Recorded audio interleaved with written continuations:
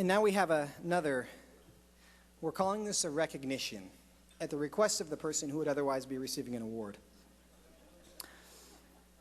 Rosa Parks, the African-American woman who refused to give up her seat on a bus in Montgomery, Alabama, ushered in the civil rights movement by making a politically unpopular choice and standing for what she knew was right. Courage defined Rosa Parks in 1955, and it also defines a special guest we have with us this evening. Many of you already know her story, but to introduce Barronelle Stutzman tonight, we're going to play this short clip from a recent interview that she did, and we'll go ahead and cue that. Now to a Kelly File exclusive, a religious freedom fight getting national attention after a Christian florist refused to provide flowers for a same-sex wedding because of her beliefs. Joining us now for her very first television interview, Barronelle Stutzman and her attorney, Kristen Wagner. Great to see you both. Thanks for coming in. Thanks for having us. All right, Barronelle, I want to ask you, first of all, this customer was a longtime customer. I mean, you had a friendly relationship. You had done a lot of services with him. Why did you decide that you had to say no in this respect, and was it difficult for you to tell him that? It was very difficult for me to tell Rob that I couldn't do his wedding. I love Rob. He's very special to me. But because of my relationship with Jesus Christ teaches me that marriage is between a man and a woman, I couldn't do his flowers and create something that was special for him because it would dishonor Christ. He asked me if I had any other florists that I could recommend, and I did recommend 3 because I knew they'd do a good job for him, and I knew he wanted something special. And we hugged each other, and he left.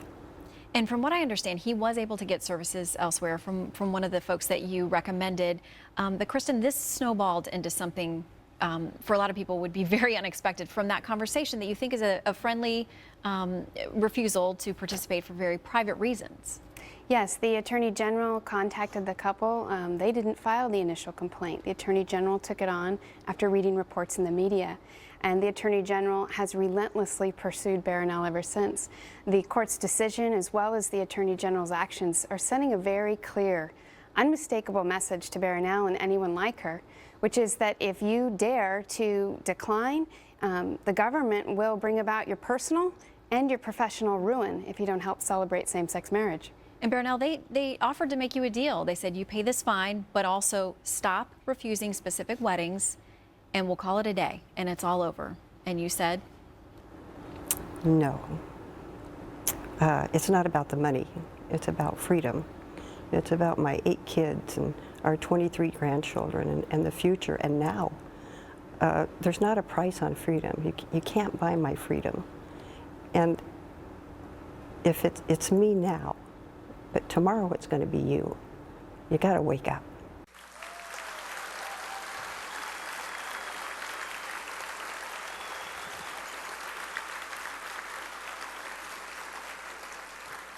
With gratitude for her courageous defense of religious freedom, as well as for the humble, gracious way she has represented all of us whose freedom is at stake, tonight we present to Barronelle Stutzman the Rosa Parks Courage, Appreciation, Recognition, Non-Award. Please come up.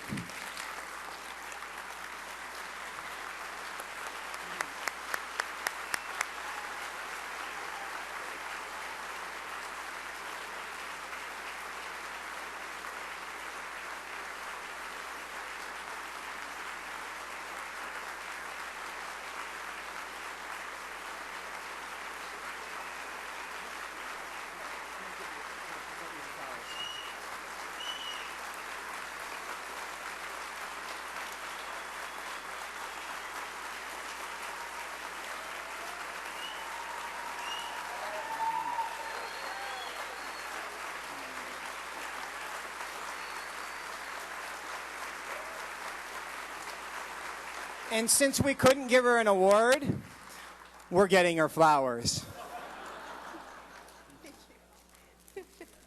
Thank you. Thank you for having us. I'd like to thank Family Policy Institute and Alliance Defending Freedom for standing behind us, alongside of us. It's been such a blessing, and thank you for all of you that have been praying for us. It just encourages us more. We live in America and a free America, we thought. I've served Rob for 10 years, and if he walked in the store today, I would serve him again. I didn't turn down Rob, I turned down an event. But because of my faith in Jesus Christ, it teaches me that marriage is between a man and a woman.